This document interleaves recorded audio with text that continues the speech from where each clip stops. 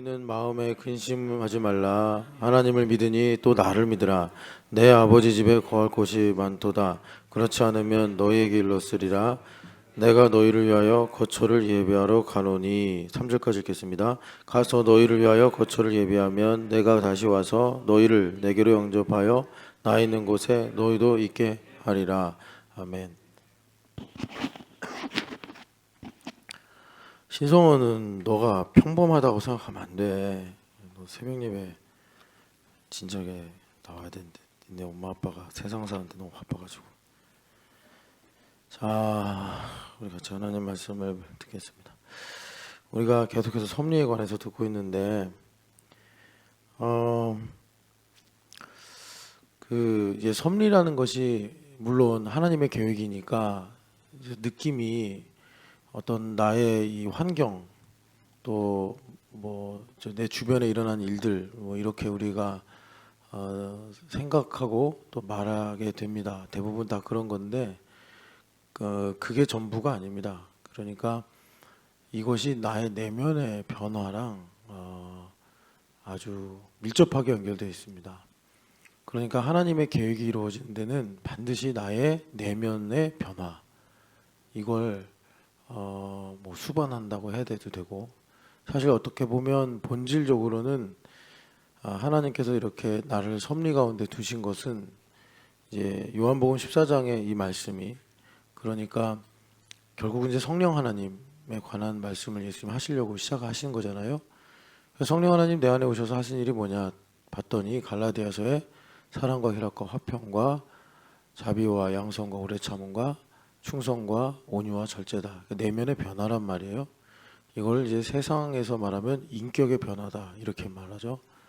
그래서 사람이 달라지는 거예요. 사람이 안 좋았던 것이 좋아지기도 하겠지만 뭐 어제도 이제 간단하게 말했는데 안 먹는 반찬 이런 거 있지 않습니까? 이제 그냥 비유를 드는 겁니다. 뭐 사람 어른들 중에 이런 거죠. 난 이런 건 꼭 싫어. 뭐 이렇게 하거나 난 이런 건 반드시 이렇게 해야 돼. 그런 게 우리 애들이 나는 김치는 안 먹어. 뭐 이런 거란 말이에요. 근데 그것이 우리가 예수님을 믿는 제자도에서는 아주 골치 아프고 고약한 성품입니다. 그게. 그래서 제자도를 하게 되면 반드시 그런 부분들이 이제 변화되는 걸 요구받아요. 그것이 성령 하나님께서 내 안에 계시는 것이다. 그래서 그러려면 이제 우리가 복음으로 연단돼야 됩니다. 그러니까는 내가 복음적이 돼야 되고 복음화 되어야 돼요. 복음이 가스펠이라면 가스펠라이즈 뭐 이렇게 돼야 돼요. 가스펠라이즈. 그러니까 그런 게 이런 겁니다. 복음적이 된 사람은 방금도 우리가 기도했지만 이제 성경학교 하면 아이들이 많이 보이잖아요. 뭐 네 자식이니 내 자식이니가 없어야 돼요. 네, 내 자식은 잘하고 네 자식은 못하고 네 자식은 더 잘해주고 내 자식은 못하고. 가끔 제가 이렇게 성도들하고 삶을 이제 나누다 보면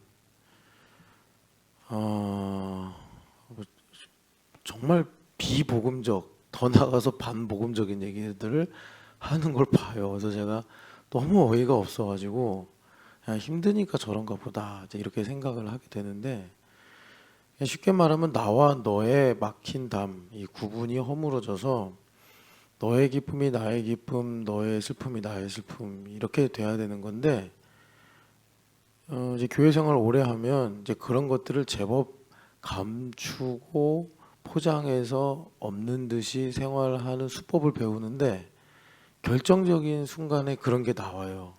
이제 본인도 뭐 다른 얘기 하다 보니까 그런 것들을 아차 하고 드러내는 것 같아요. 너는 너고 나는 나야 이런 식으로. 이게 반복음적이고 비복음적이라는 것입니다. 그게 그러니까 반예수적이고 비예수적이다 이렇게도 할 수 있어요. 그렇기 때문에 하나님께서 우리를 섭리하에 두셔서 궁극적으로 하시려고 하는 게 이제 나의 인격의 변화. 이게 인격의 변화라는 것은 인격의 변화다 그러면 그냥 맹숭맹숭 생각하는 성향들이 있어서 성격의 변화, 뭐 기질의 변화 이렇게 말할 수 있습니다. 그래서 여러분들이 혹시 이렇게 성경학교도 되게 이제 밀도가 높은 시간이거든요. 오랫동안 준비하고 그러다 보면 은혜가 쌓이고 연결되고 결합이 돼서 머리로부터 공급이 되는 생명력이 우리 안에 쌓여가지고 그것이 어떤 하나님의 공의에 이제 충족이 되는 순간 뭐 내 안에 있는 어두움이 드러나기도 하고 아까 전에 말씀드린 대로 교회 생활 오래 하다 보니까 수법이 들어서 그럭저럭 그냥 내가 피하고 살던 어떤 나의 내 안에 있는 어떤 나라는 경계선 이런 것들이 이제 드러나게 된다는 거예요. 그렇게 되면 이건 이제 하나님의 뜻이고 나의 뜻은 아니기 때문에 화가 나거나 속상하거나 서럽거나 뭐 그런 이제 부정적인 생각이 들죠. 부정적인 생각이 들어요. 이제 이럴 때 복음적인 사람은 이제 성령 하나님을 따라서 생각하게 하시고, 이제 비복음적인 사람은 내 생각을 따라서 저 반응을 하는 거죠.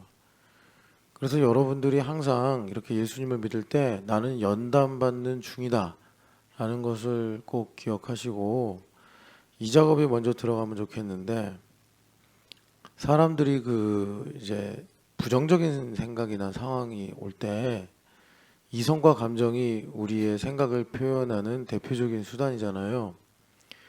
그러면 이성을 활용할 때가 있고 감정을 활용할 때가 있습니다. 그러니까 이성을 활용할 때는 이제 어떤 것을 좀 논리적으로 설명하고 전달할 때 이성을 활용하죠. 그런데 이제 어린아이 같다 성경에서 말하는 그런데 이 어린아이 같다라는 거는 이 사람이 육신의 체질이냐 이제 영의 체질이냐를 말할 때 쓰는 건데 지금 제가 말씀드리는 예시는 영의 체질이냐 육신의 체질이냐 이전에 내가 그럴 수 있는 준비 단계이냐라는 차원의 말씀을 드리는 겁니다. 그러니까 이제 타인에게 내 생각을 전달해야 된단 말이에요. 그럴 때 효과적으로 전달하고 싶죠. 왜냐하면 내가 지금 기분이 안 좋으니까. 어쨌든 내 주장을 상대방이 말하는 것보다 강하게 전달하거나 납득을 시키길 원한단 말이에요. 그러면 어른이 아직 아닌 사람은 감정적으로 얘기합니다. 말은 뭐 유수와 같은데 보면 흥분해 있어요. 막 흥분해 있어요. 그러면 아직 좀 뭐 세상 말로 말하면 똥을 못 가리는구나. 똥을 좀 그러니까 우리가 어떤 뜻을 전달할 때는 이성을 갖고 전달을 해야 되고 이제 그런 것들을 효과적으로 풍성하게 하거나 또는 냉정해야 될 때도 있잖아요. 그럴 때 이제 부수적으로 감정을 활용하는 건데 이게 아직 좀 준비가 안 된 상태에서는 내가 이거를 상대방의 입장을 헤아려서 그래서 그런 것들을 이렇게 균형을 맞춰 가야 되거나 하나님의 뜻이 무엇일까 이걸 맞춰 가야 될 때 오히려 감정을 가지고 불질러 버려서 이게 이제 그을음만 그을린 것만 남게 되더라라는 겁니다. 그래서 여러분들이 이제 이런 내용들을 가지고 사실 가장 중요한 건 나와 나 자신의 대화잖아요. 나 자신에게도 그래요. 나 자신에게도. 그래서 여러분들이 이제 이 감정과 이성을 잘 조절을 할 필요가 있다. 그리고 그 다음에 이런 것들이 제대로 이제 세팅이 됐을 때, 그럴 때 이제 우리가 육신의 생각을 따라가냐, 영의 생각을 따라가냐를 성령 하나님 의지해서 내가 분별을 해야지. 섭리라는 것이 이제 아까도 말씀드렸지만 우리가 다루기는 외부적인 성격으로 다루지만 본질적으로는 내 내면의 변화다. 그러니까 예를 들어서 여러분들이 이제 하나님 저는 이 다음에 무엇을 하고 어떻게 살아야 됩니까? 라고 이제 섭리를 구해요. 그럴 때 그것을 깨닫고 그리고 그 일을 이루기 위해서는 반드시 나의 변화를 하나님 요구하신다는 거예요. 나는 하나도 안 바뀌고 나는 하나도 변화가 없는데 나의 환경에서 하나님의 섭리가 이루어지기를 바란다 라는 것은 세수를 하려고 그러는데 물 닦기를 싫어한다. 이제 이런 것하고 좀 비슷한 상황입니다. 세수를 하려면 열심히 얼굴에다 물을 뿌리고 비누도 바르고 뭐 해야 되는 거잖아요. 근데 물을 싫어해. 그리고 세수하고 싶대. 이게 말이 안 되는 거잖아요. 그러니까 그러면 이제 내가 변화되는 걸 우리 성경에서 이제 성화된다, 거룩해진다라고 하는데 구체적으로 보면 이제 인격의 변화다. 성격이 바뀌는 거예요. 성격이 바뀌어서 이 MBTI에서 내향적이다, 외향적이다 하는 것은 이제 에너지를 어디서 얻느냐의 문제지 그 사람의 어떤 성품을 가리키는 게 아니죠. 그러니까 이게 좀 내향성이 있는 사람 있잖아요. 그래서 소극적이고 뭔가 이렇게 좀 위축돼 있는 이런 성품의 사람, 그런 사람들이 적극적이 되고 자기를 이렇게 잘 드러내고 표현하고 이렇게 바뀌는 거예요. 그런데 그 외향적인 외향성의 사람들은 타인의 마음을 더 이해해 보려고 하고 자기를 표현하기보다 상대방의 입장을 헤아리는 이제 이런 성품으로 바뀌는 거죠. 그러려면 좀 더 본인이 생각한 것보다 신중해져야 되고 뭐 이런 것들이 요구되는 거예요. 그렇게 될 땐 반드시 아픔과 통증이 따라옵니다. 여러분 그 몸도요 안 쓰던 근육을 사용해서 좀 더 유연하게 하고 그래서 자세도 고치려고 할 때 보면 여기 오셨나? 그런 거 전문적으로 하시는 분이 조은영 집사님인데 조은영 집사님이 제 자세가 되게 안 좋대요. 그래가지고 저의 자세 교정을 요즘에 좀 본인이 가지고 있는 지식과 기술을 가지고 도와주고 계신데 막 그냥 팔 하나만 이렇게 비트는데 숨이 차요. 야, 근데 무슨 막 제가 20kg 뭐 10kg 이런 막 아령 들고 이렇게 운동하는 게 아니라 그냥 은영자매가 팔 이쪽으로 비트세요. 이렇게 비트는데 하고 막 온몸에서 땀이 축축 흘러요. 참 희한한 운동이에요. 근데 여하튼 간에 몸도 그런데 내가 안 하던 걸 하려고 하고 하기 싫어하는 걸 하려고 하고 틀리다고 생각하는 걸 하려고 하면 얼마나 통증과 또 여러 가지 진통이 따르겠습니까?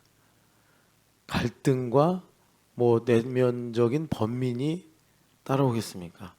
그래서 복음적이 돼야 된다는 거예요. 우리의 기본적인 뭐라 그럴까 OS가 복음적이 돼야 돼요.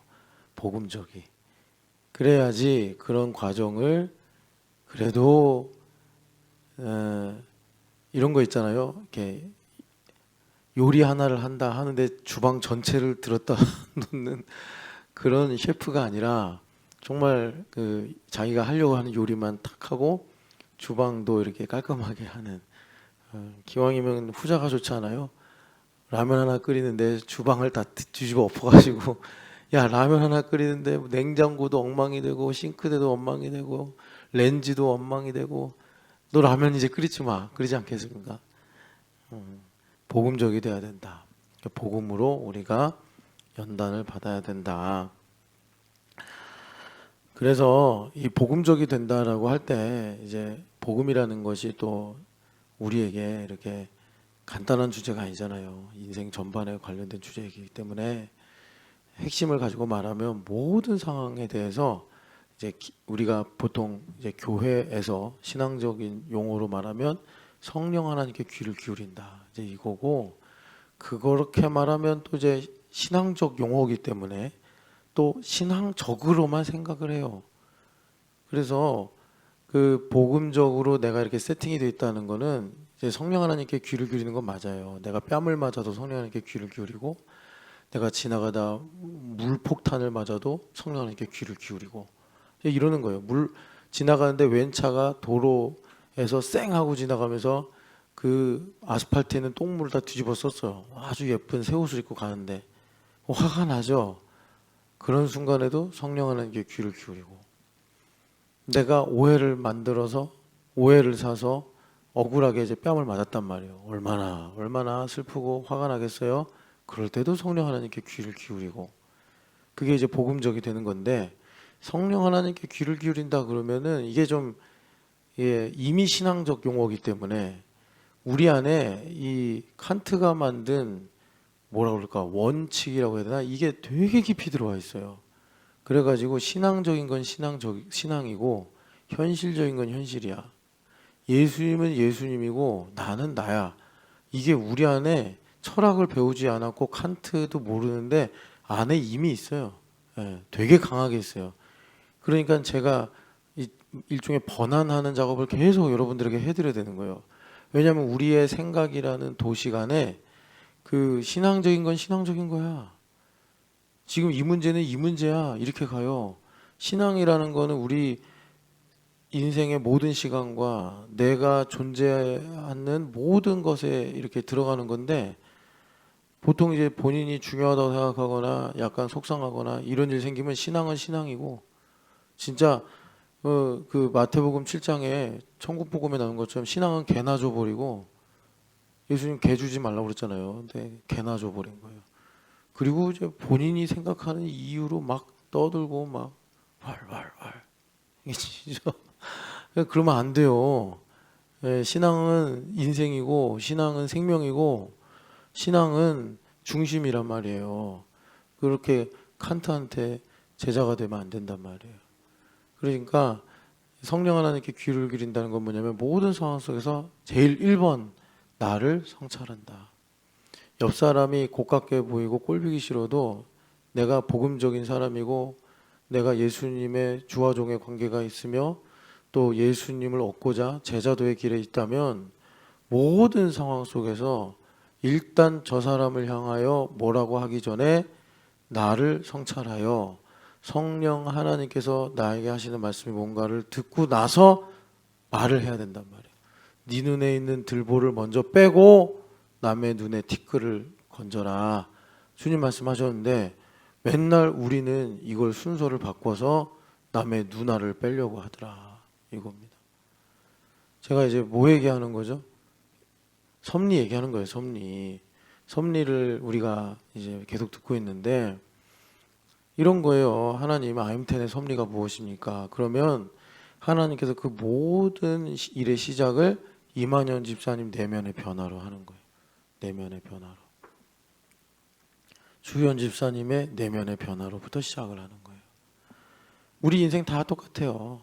그래서 그 내면의 변화는 이제 영적인 도약으로 오는데 영적인 도약은 내가 믿음이 성장하고 예수님과 가까워지고 또 성령 충만하게 돼서 하나님 주시는 권능을 갖게 되는 것인데 이것이 나의 성품, 기질의 변화와 이제 변화로 나타난다. 영적인 도약이.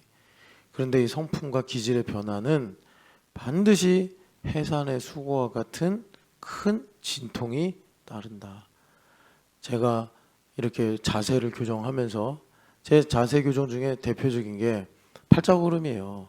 이광호 목사님도 야 목사가 팔자걸음으로 그러면 어떡하냐. 근데 아무리 제가 하려고 해도 이게 무슨 걸음마 때부터 이미 제 아버지도 팔자걸음 저도 팔자걸음 그래서 뭐 40년 넘게 굳어진 근육이 뭐 갑자기 의식 하나 바꾼다고 변하겠습니까? 그래가지고 조 집사님이 어떻게든 저의 이 건강한 또 이후의 삶을 위해서 일자걸음으로 어떻게든 해보려고 이렇게 하시는데 와 진땀이 쭉쭉 난다니까요. 팔자걸음 때문에. 근데 그렇게 해야 되는 것도 알겠어요. 그러니까 이제 뭐 여러 가지 이제 몸의 전체적인 균형을 위해서. 그런데 여러분 근육 하나도 그런데 생각이 바뀔 때는 얼마나 힘들겠습니까? 그죠? 생각이 바뀔 때. 내가 하나님의 섭리하에 산다는 거를 우리가 에베소서에서 보니까 기업이 된다 이렇게 말씀하시는데 이게 참 중요합니다. 기업이 된다는 거. 그런데 이게 성품의 변화가 안 되면 이게 하나님도 일을 하실 수가 없는 거예요. 여러분 그래서 성령 충만해서 항상 모든 일에 이번에 요세프 주제가 사실 이미지로 보면 이제 이 라식 수술 요즘에 저는 젊은 친구들만 라식 수술을 안 들었더니 40 먹고 50 먹은 사람도 라식 수술을 하더라고요. 라섹인지 하여튼간에 그런 수술을 하더라고요. 그래서 뭐 100 얼마만 할 수 있대요. 자, 해볼까 하다가 무서워서 못 하겠는데, 여하튼 그런 이제 관점에 관한 것이 요셉부 성경학교 주제입니다. 여러분 복음적이 되시기를 축복합니다. 복음적이 되시기를. 그러면 주님께서 우리에게 섭리를 이제 베푸실 때 우리가 그것들을 세상의 일이나 또는 나의 일이 아니라 하나님의 일로 보고 갈 수 있는데, 자, 영광의 찬송이다 주님께서 우리에게 말씀하시는데, 영광의 찬송이다라는 것은 이제 하나님의 계획이 우리 가운데 이루어진다라는 겁니다. 하나님께서 우리를 영광을 위해서 창조하셨다고 말씀을 하잖아요. 그런데 그 여기 잠깐 표시해 놓으시고 에베소서 1장을 보고 오시면 영광의 찬송이다라고 하시면서 우리한테 기업이다 이렇게 말씀하신단 말이에요. 기업이다. 기업이다. 11절 보면은 모든 일을 그의, 같이 읽어봅시다. 모든 일을 그의 뜻의 결정대로 일하시는 이의 계획을 따라 우리가 예정을 입어 그 안에서 기업이 되었으니. 아멘. 여기 보면 계획, 예정, 기업 요 단어들이 참 중요한데, 계획이 바로 섭리고, 그런데 그 계획은 하나님의 예정하신 바로 이루어진 것이기 때문에 이거는 바꿀 수 없다. 그러니까 내가 복음적이 되어서 하나님께서 그 예정하신 바를 나의 삶에 이룰 때 그냥 기본값도 진통이 있는데 괜히 고집쓰고, 예수님께서 바울 사도에게 그랬잖아요. 너 왜 가시채를 뒷발길질하는 소처럼 그러냐. 그게 무슨 말이에요? 너를 이방인의 사도로 쓰려고 하는 하나님의 예정하심은 계획을 따라 이루어질 수밖에 없는데, 네가 지금 네가 옳다고 네 맘대로 하겠다고 그렇게 허우적거리니 그 모양이 꼭 못된 소가 주인이 충분히 먹을 거 다 주고 이제 일 좀 하자고 하니까 싫다고 주인을 냅다 뒷발길질로 이렇게 이제 때리려고 하는 거죠, 소가. 근데 주인이 더 지혜롭잖아요. 그래서 가시연공키를 그 쟁기 앞에 이렇게 둔 거예요. 그러니까 계속 찔리죠. 찔리면 앞으로 가면 되잖아요, 그죠? 앞으로 가면 되죠. 근데 이 소가 더 신경질 나니까 더 뒷발길질하는 거예요. 그럼 엉덩이에 가시가 얼마나 많이 박히겠어요. 그러니까 하나님께서 이놈아, 네가 하나님께 순종하면 되는 거를 네 뜻대로 주장하니까 지금 가시채를 뒷발길질하는 것 같지 않냐. 여러분 뒷발길질 좀 그만해요. 그 엉덩이 나만 하겠어요? 그래가지고 꼭 그렇게 못된 소가 같이 말이에요. 아니 그냥 아멘 하고 가면 되는데 뭐 그냥 1절부터 4절까지 다 부르고 후렴도 3번 반복하고 좋은 김에 가지고 한 번 더 하고 아이고, 찬양을 좀 그렇게 하고 이젠 그만해. 이제 그런 거 좀. 그래가지고 기업이 된다. 하나님의 뜻이 이루어져서 하늘나라의 상속자가 된다. 신입사님이 또 웃는데 그거 다 자기 생각하고 웃는 거야. 아, 내가 그랬구나 하고 칵칵 하고 다 대부분 그렇더라고. 신입사님도 한 뒷발길질 해요. 그래가지고 자, 요한복음, 그래서 그 기업이 되게 하시는 것을 요한복음 14장 1절에서 3절. 자 봐봐요. 자, 복음적인가 비복음적인가를 제가 예를 들게 이렇게 얘기하잖아요. 그럼 저는 제발 좀 부탁을 드리는 거예요. 저는 타겟으로 설교 안 해요. 타겟으로. 그런데 벌써 이제 비복음적인 사람은 나 들으라고 하는 얘기구나. 또 이렇게 돼요. 그러면 제가 그러잖아요. 너 들으라고 하는 얘기니까 좀 제발 좀 들어. 내가 이렇게 하는 거잖아. 그래, 맞아. 그 마음이 들었으면 너 들으라고 하는 얘기야. 그런 복음적인 사람은 이런 말씀을 듣고 웃어요. 감사합니다 하고. 비복음적인 사람, 그러니까 어린아이 같은 사람이죠. 열받아요. 열받아서 전지현 이러는 거예요. 보면이 목사님한테 얘기했지. 이렇게 나가는 거예요. 이제 아유, 1절만 하고 그냥 그만합시다.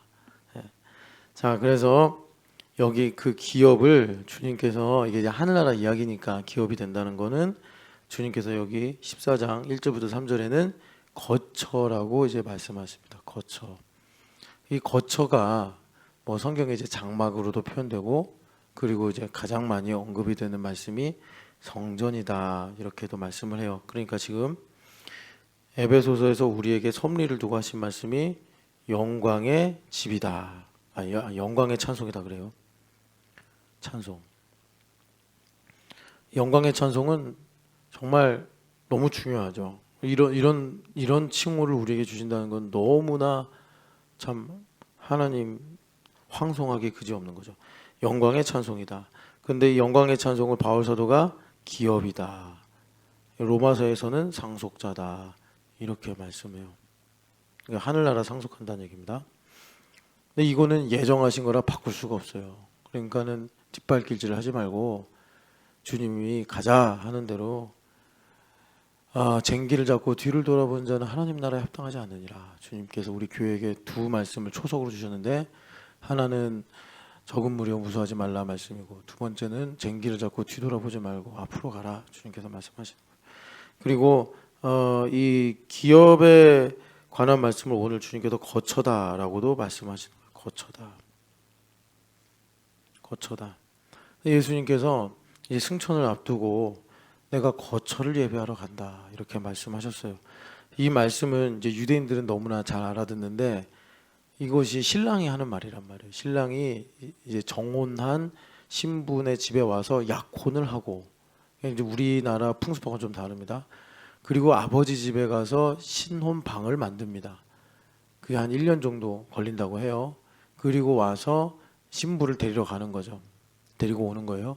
그래서 그 열처녀의 비유가 바로 그 약혼한 신부를 데리러 신랑이 올 때 들러리로 서는 10명의 처녀들 이야기고, 그래서 계시록에 보면은 예수님께서 이제 거처를 예비하시고 다시 오실 때는 혼인잔치를 하신다 이렇게 말씀하는 거예요. 예수님께서 이제 우리와 내가 교회가 된 나는 예수님과 약혼이 된 거예요. 약혼이 된 거고 이 우리나라식의 약혼하고 다릅니다. 그러니까 법적으로 결혼 상태인 거예요. 근데 이스라엘에 왜 그런 풍습이 만들어졌는지는 모르겠는데 어쨌든 그렇게 우리나라 정서로 보면 결혼을 하고 다시 신부만 두고 본가로 가서 거처를 예비하고 1년 정도 지나고 나서 신랑이 와서 신부를 데려가는 게 그게 그 이스라엘 유대인들의 풍습이에요. 그래서 거처를 예비하고 다시 올게 하셨는데 그 거처를 예비하신다는 게 뭔가라고 쭉 밑으로 읽어보니까 성령 하나님을 보내주셔서 너희가 내 안에 내가 너희 안에 거하는 것이다 이렇게 말씀을 해요. 그런데 그것이 이제 우리가 성전으로 되어지는 거죠. 그래서 이렇게 보면 또 여기 이제 성전으로도 연결되겠네요. 성전. 이렇게 하면 여기도 이제 성전의 내용이 나오겠네요. 성전. 자, 그래서 여기 그 영광의 찬송이다, 거처다 할 때 이 거처를 구약 성경에 뭐라고 많이 말씀하시냐면 내 영광의 집이다 이렇게 말씀하세요. 영광의 집이다. 성전을 가리키는 거죠. 그런데 영광의 집이다라고 말씀하실 때 반드시 그 영광의 집이라는 말씀을 하실 때 그 흐름이 있어요. 이사야서 60장에 영광의 집 이야기가 나오는데 한번 보겠습니다.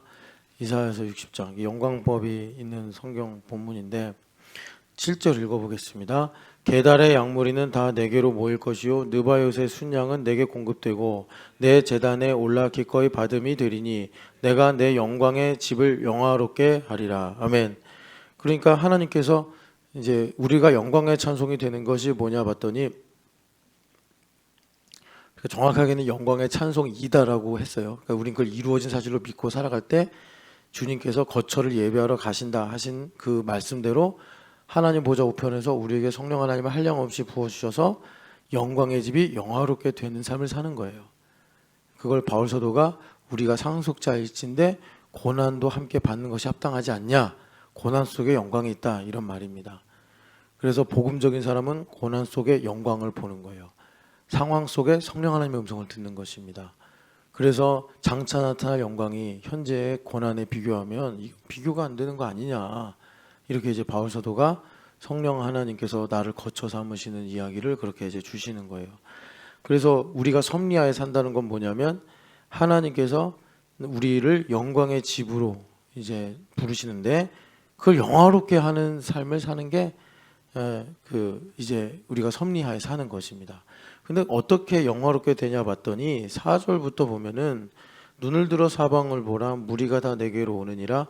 그러니까 하나님께서 택하신 아직 포로로 잡혀 있는 그 하나님의 자녀들이 멀리서부터 안기어 올 것이라 이거예요. 그러니까 우리 항상 눈을 들어 사방을 봐야 돼. 일어나라 빛을 발하라. 그래서 일어났으면 눈을 들어 사방을 봐야 된다고. 그래서 동서남북에서 하나님께서 부르셔서 올 영혼들을 바라고 우리가 기도해야 된단 말이에요. 1번이 그냥 사업만 잘 되게 해주세요. 그냥 뭐 나에게 필요한 것만 더 주세요. 이렇게 기도하면 안 되고 눈을 들어 사방을 좀 봐야 돼요. 어디서 하나님의 아들과 딸들이 안기어 오는지 우리가 보고 있어야 된다고. 봐야 돼요. 그리고 그걸 갖고 하나님께 기도하고 찬양하고 해야 된단 말이에요. 그때 내가 보고 기쁜 빛을 내며 내 마음이 놀라고 화창하리니 이렇게 돼야 된다고. 마음이 화창해야 돼요. 감격이 있어야 된다고. 여기 이제 3일교회 출신들이 많은데 어쨌든 기억 속에 보면 예배한다고 청년들이 그 찜통 같은 체육관에 모여서 찬양하고 말씀 듣고 또 선교 다니고 그렇게 또 전도하고 캠퍼스 누비고 그랬던 기억들이 있지 않습니까? 그런 기억을 괜히 하나님께서 뭐 오징어 땅콩으로 주신 게 아니잖아요. 기도하라고 주신 거 아니에요? 기도하라고. 근데 맨날 나한테 와서 힘들다고 하면 그런 게 안 보여요, 목사님. 그게 아니라 뭐 이게 안 돼요, 저게 안 돼요, 뭐 속상해요, 뭐 나는 왜 이런가요? 그런 것만 갖고 얘기하니까 왜 말씀대로 안 살고 왜 지 맘대로 사냐고. 그래가지고 여러분 우리가 일어나라 빛을 발하라. 그러니까 주님께서 부활의 성령 하나님을 우리에게 보내주셔서 죽은 자 가운데 소리를 일으키시잖아요. 그래가지고 영광을 비추게 하시는데 그게 뭐냐면 제일 먼저 눈을 들어 사방을 좀 봐라. 여기 신촌에서 좀 사방을 좀 봐라. 그래서 눈을 좀 좋게 해가지고 저 일본까지도 보고 북한까지도 좀 봐라. 일본은 땅끝이라면 그 북한은 시간의 끝 아니겠습니까? 시간의 땅, 공간의 땅의 끝 좀 봐라. 저 멀리서 아련하게 내 아들 딸들이 오는 것 좀 봐라. 그러면 네 마음이 화창하고 깊은 빛을 내지 않겠냐? 그러면 그제서 이제 하나님의 손이 역사해서 다윗 왕이 여호와의 손이 내게 임하여 이 설계를 그려주었다 한 것처럼 하나님의 손이 역사해서 이방의 재물이 내게 오고 바다의 부가 너에게 오지 않겠냐? 그런데 무슨 뭐 마음이 화창하고 기쁜 빛을 내기는커녕 그냥 맨날 슬픈 빛만 내고 그냥 마음은 화창하지도 않고 마음은 그냥 흐리멍텅하고 그래가지고 무슨 어떤 일이 생기겠어요. 영광의 집은 귀신의 집이 되겠구만. 그러니까 여러분 우리가 이제 말씀을 잘 보고 이 영광이 어떻게 우리에게 영광의 찬송이 되게 하는지를 봐야 된단 말이에요. 그래서 그렇게 되면 이제 허다한 낙타 미디안과 에바의 어린 낙타가 내 가운데 가득할 것이요 스바 사람들이 금과 유향을 가지고 하나님의 찬송을 전파할 것이요 게달의 양물이 느바요스의 순양, 그러니까 제일 좋은 양들이 와서 특급 양들이 와서 하나님께 번제가 되고 화목제가 되고 속죄제가 되고 이런다는 것입니다. 그래서 하나님의 영광의 집이 영화롭게 되지 않겠냐 주님 말씀하시는 거예요. 뭐죠? 여러분 이 말씀 읽을 때 다윗 왕은 실제로 이걸 이대로 했어. 그래서 그냥 동서남북으로, 그래서 저도 여러분들하고 말씀 나누는 덕에 배웠는데 하나님께서 아브라함에게 유프라테 강까지 가겠다 했더니 진짜 유프라테 강에 있는 그 아람 나라까지 정복을 해가지고 거기서 셀 수 없는 놋을 가져오게 되고 셀 수 없는 최고의 금들을 다윗이 전리품으로 얻어와서 하나님 이것은 성전을 위한 예물입니다. 몽땅 다 갖다 바쳤잖아요. 그리고 다윗 왕이 그러잖아요. 내가 무슨 힘이 있고 내가 무슨 능력이 있어서 이 재물을 하나님께 드렸겠습니까? 다 하나님의 손에서 온 것이니 하나님께로 돌아가는 것이 맞습니다. 이렇게 역대상 29장에 말씀하잖아요. 그러니까 우리가 하나님의 섭리하에 살아간다는 것은 하나님의 계획이 우리 가운데 이루어져서 하나님께서 나의 삶에 여러 가지, 그러니까 사업이라든지 공부하는 거라든지 이런 일들이 하나님의 계획을 따라 영광을 위해 이루어지는 것인데, 이런 것들이 그러니까 내 눈이 열려서 하나님의 아들 딸들 땅끝에서 하나님께서 예비하신 70년 포로 기간이 끝나면 돌아오리라 하신 그 영혼들이 영적 70년이 끝나고 돌아오는 거예요. 그런 것들 내가 보고 정말 하나님의 나라를 기뻐하고 내 마음이 화창해질 때, 그럴 때 이제 하나님께서 나를 통하여 섭리를 베푸심으로 주님께서 너는 나의 기업이다 하신 우리를, 너는 나의 영광의 찬송이다 하신 우리를, 너는 나의 영광의 집이다 라고 하신 우리를 통하여 영광을 받으시더라라는 것입니다. 여러분, 이렇게 하나님의 섭리를 보시고 구하는 은혜가 있기를 축복합니다. 그래서 여러분, 우리가 하나님의 섭리하에 산다는 것은 나의 자유의지가 극대화되는 거예요. 그래서 성경에 보면은 그 자유의지의 극대화가 다니엘의 세 친구들처럼 그리 아니하실지라도, 누구죠? 모르드게처럼 너가 아니더라도 하나님은 너가 우리를 안 도와줘도 다른 곳을 통해서도 우리를 구원하실 것이다. 엄청난 자유의지잖아요.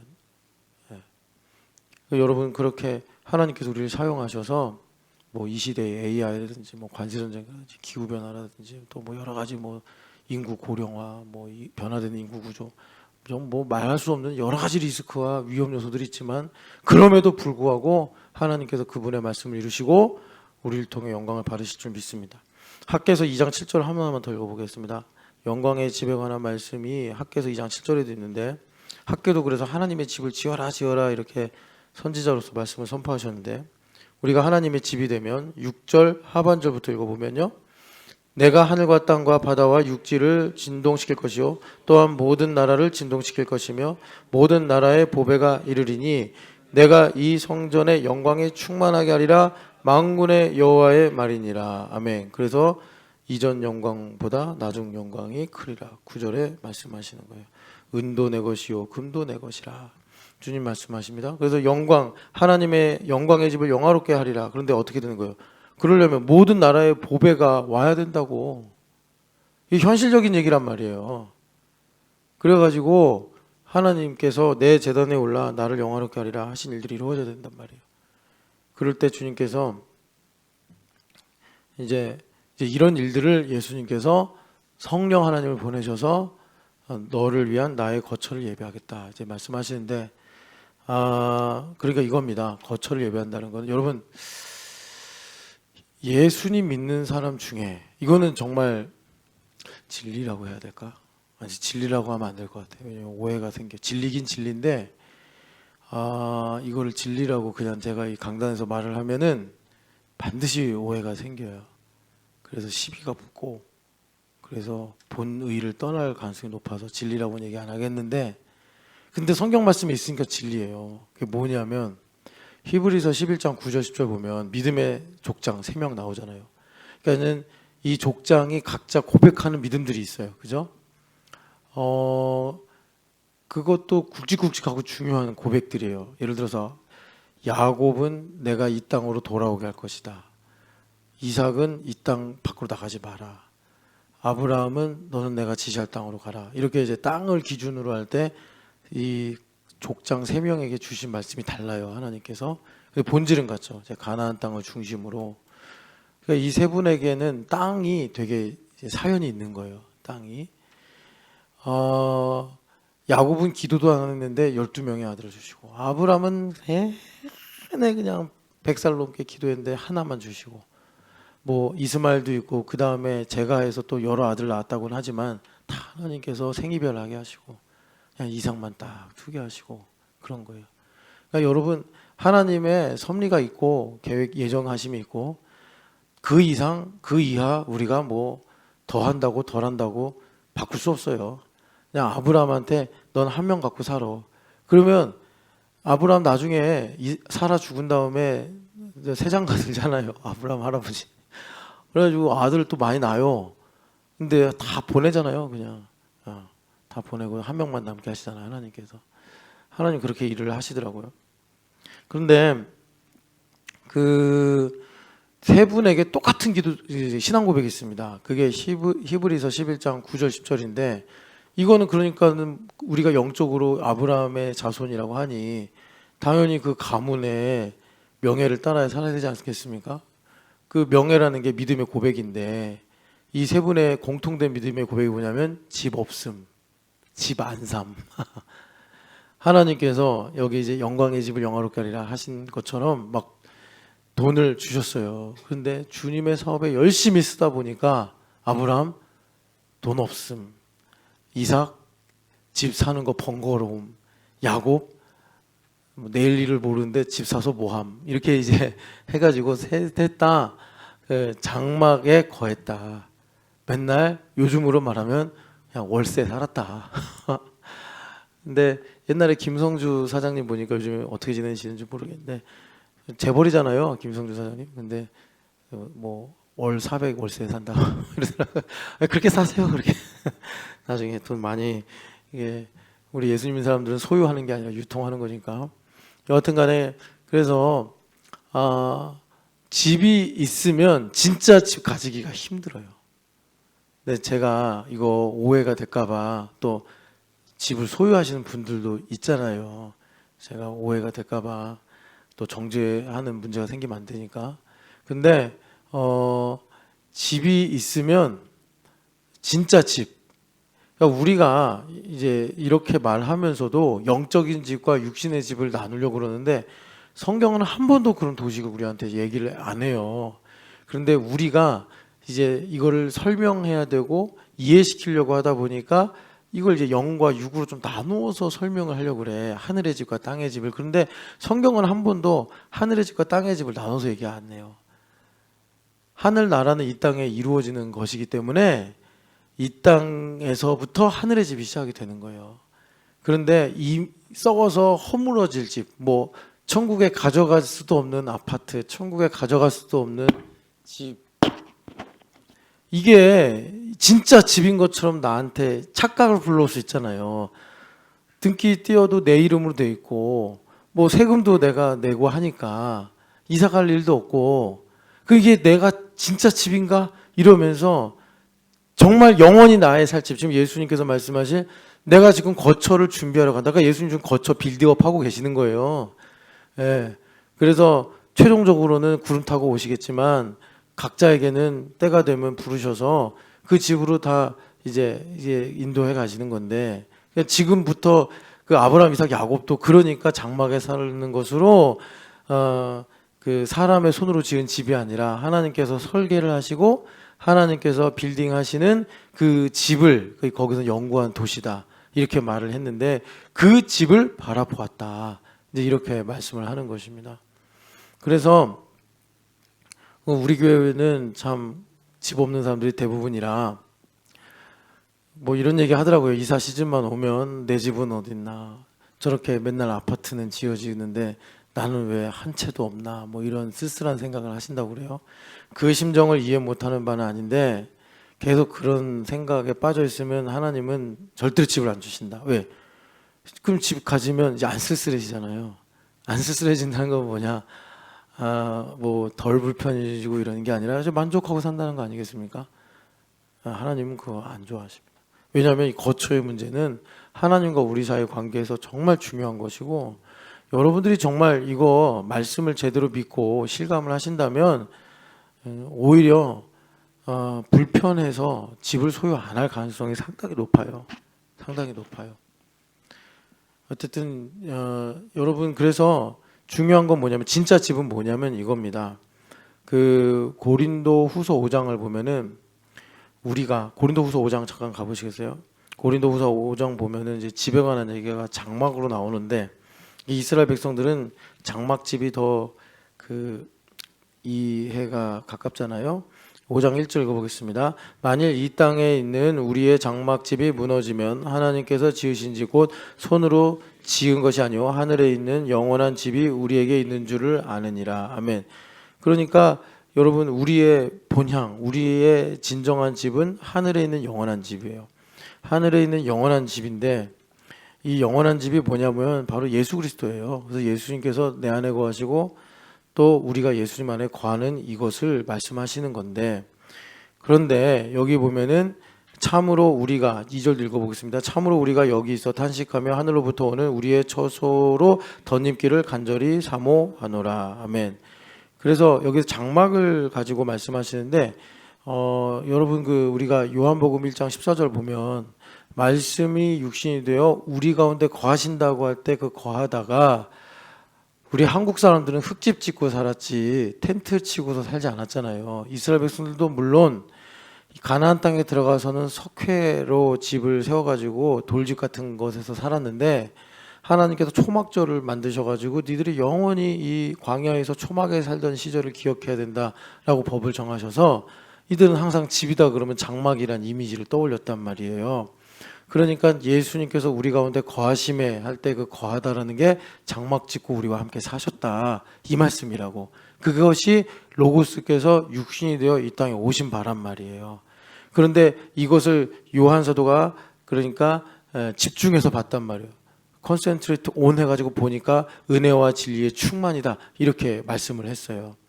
요한계시록 7장을 보니까 이 말씀을 다르게 이제 우리에게 말씀하시는데 14만 4천 명의 성도들 이야기를 하면서 그들이 어디서 온 거냐 그랬더니 어린 양의 피로 그들의 흰 옷을 빨아서 희게 했다. 그러니까 아까 말씀드린 대로 영적인 도약을 이루고 성품의 변화를 가져오면서 어린 양의 피로 내가 회개를 하고 성찰을 해서 그래서 내가 이제 영적인 도약들을 이룬 거예요. 그랬더니 그 사람들이 그렇게 회개한 결과가 뭐냐? 하나님께서 스케노 장막으로 그들과 함께 하셔서 그들의 눈물을 씻어주시고 그들이 줄이거나 또 그들이 목마르면 그걸 먹이고 또 마시게 하셔서 그들을 위로하시고 그들에게 힘을 주시고 그래서 성경 말씀대로 임마누엘 하셨다. 그게 14만 4천 명의 정체성에 관한 말씀이에요. 그거를 갈라디아서에서 성령을 따라 산다. 성령 하나님의 말씀을 듣고 산다고 해가지고 뭐라 그러냐면 예수 그리스도로 옷 입고 산다 이거예요. 하나님께서 가죽옷을 입혀주셨는데 그 가죽옷이 뭐예요? 아담과 하와에게 가죽옷을 입혀주신 게 하나 예언인데 예수님의 가죽을 입고 산다는 거예요. 예수님의 가죽을 입고 산다는 것은 인육을 덮고 산다 이런 게 아니라 우리가 장막을 이제 이미지로 보니까 예수님께서 나의 장막이 되어주시는 거예요. 그래서 광야에 햇빛이 막 쬐는데 이스라엘 백성들에게 하나님께서 성막을 함께 하신 것처럼 우리 각자에게 장막이 되셔서 우리를 품어주시고 우리의 눈물을 닦아주시고 우리의 삶의 답이 되시고 우리의 삶의 위로자가 되셔서 우리와 임마누엘 하시는 거예요. 그게 성령 하나님으로 말미암아 예수 그리스도로 옷을 입는 거예요. 갈라디아서 4장의 말씀대로. 그래서 우리가 하나님의 섭리를 따라 산다라는 것은 내가 내면적으로 예수님과 연합이 되고 그러면서 우리가 살아가는 일상이 그냥 시간 순서나 여러 가지 뭐 전화위복이나 이런 게 아니라 예수님화 되어서 예수님으로 내가 옷 입고 예수님 나의 장막에 대해서 나를 덮어주시는 거예요. 그래서 지난날에 가난의 위로를 받고 아픔의 상급이 무엇인지 보게 되면서 우리가 그 계시록 7장에 보면은 해나 그런 열이 우리를 상하지 못하게 한다. 이 세상의 정죄나 이 세상의 고통이 사망의 권세가 우리를 이제 접촉하지 못하게 주님께 덮어주신다. 그래서 내가 그 장막 안에 인생으로서 보니 뭐냐? 내 인생이 은혜와 진리구나. 내 인생이 서럽고 내 인생이 불쌍하고 내 인생이 어둡고 내 인생이 뭐 실패하고 이런 게 아니라 예수님으로 보니까 은혜와 진리가 충만한 인생이네. 이렇게 되는 거예요. 누구 때문에? 예수님 한 분 때문에. 그런데 교회 생활 1년, 10년, 뭐 20, 30년 했는데도 불구하고 내 인생은 왜 이런가? 내 인생은 왜 답이 없나? 내 인생은 왜 이렇게 뭐 행복이 없나? 나는 왜 이렇게 인생이 안 풀리나? 그건 인생이 안 풀려서가 아니라 예수님을 무시하고 살기 때문에 그런 거예요. 예수님을 꺼다 놓은 보릿자루 같이 여기니까 내가 커져가지고 맨날 그냥 예수님의 이 인생은 안 보이고 내 것만 보이는 거야, 내 것만. 그러니까 내 인생에 은혜와 진리가 충만한 게 아니라 슬픔과 눈물이 충만한 인생을 사는 거예요. 그래서 제가 이제 여러분 드리는 말씀이 뭐냐면 여러분들 집 가지게 하려고 그래. 월세를 살든 전세를 살든 제가 여러분들 깃바닥에 앉게 하려고 하는 게 아니라 그래서 예수님께서 나의 집이 돼서 나와 피팅이 되어 내가 주님의 섭리 가운데 살아가야지 주님께서 먹든지 마시든지 입든지 그거 내가 다하여 줄 것이다 하신 것처럼 그래야지 집 문제도 해결이 된다. 집 문제도 해결이 된다. 하도 뭐 이제 대신동에 사는 거 너무 힘들어요. 목사님 계속 이런 말들 너무 많이 해가지고 왜 그렇게 힘들게 하시겠어요? 서울 물론 땅값이 비싸고 또 우리는 가진 게 없고 뭐 그러니까 힘들겠지만 진리는 뭐냐면 그런 모든 것들이 우리에게 호소하고 있는 거예요. 예수님으로 옷 입으라고. 그래서 내가 너희 집이 되어줄게. 이 지금 여기 신촌에 있는 빌라와 단독주택들과 아파트들이 소리치는 거 몰라요? 내가 너희 집이 되어줄게. 그러니까 너 좀 예수님으로 옷을 좀 입고 살아. 그래서 나도 예수님이 되고 걔네들도 말하자면 예수님 땅과 지금 나라들이 진동한다 했잖아요. 학교에서 해서 이 대진동이 진동을 해가지고 단독주택 마당에 있는 단독주택들이 내가 지금 너네 집이 돼서 나도 예수님 그늘에 있고 싶어 이러고 있는 거예요, 여러분. 그게 이제 월세도 있고 전세 꼭 여러분들이 그거 등기 내 이름으로 해가지고 소유하려고 하지 마요. 그래 봐야 또 예수님하고 멀어져. 그러니까 소유하려고 그러지 말고 그렇게 하면서 주님 어차피 물 흐르듯이 섬진강에 물이 흐르듯이 돈도 흘러가게 마련입니다. 슬슬 다 흘러가게 하시고 여러분 움켜쥐려고 하지 말고 꼭 돈 생기면 움켜쥐려고 그러는데 그러려고 하지 말고 흘러가게 하시고 그래서 하나님 나라 사업에 열심히 쓰시고 그래서 바라기는 여러분 아까 전에 이사야서 60장 7절 말씀 내 영광스러운 집을 영화롭게 하리라 하신 것처럼 그런 영광의 찬송이시길 축복합니다. 사랑하는 하나님 아버지 내 집은 어디 있나 주님께서 이렇게 말씀하셨는데 또 까먹고 내 집은 어디 있나 주님 눈을 들어 예수님을 보게 하여 주시옵소서. 예수님 지금도 이 더운데 우리도 일하기 힘들지만 예수님은 하나님 우리 안에 오셔서 정말 이 태양볕보다 너무나 뜨겁고 힘든 우리의 불순종과 우리의 불신과 우리의 참 세상을 사랑하는 마음들을 견뎌가시면서 지금도 우리를 위하여 하나님의 이 집에 아버지 집에 가서 우리의 거처를 예비하시는 줄을 믿습니다. 하나님 아버지 우리도 그 예수님과 영원히 살 것을 꿈꾸면서 하나님 아버지 예수님을 나의 집으로 또 내 집을 예수님의 집으로 드리면서 하나님 아버지 이 땅에서 섭리하에 살아가는 영광의 찬송 영화로운 영광의 찬송 되게 하여 주시옵소서. 부활하신 예수님의 이름으로 기도합니다. 아멘.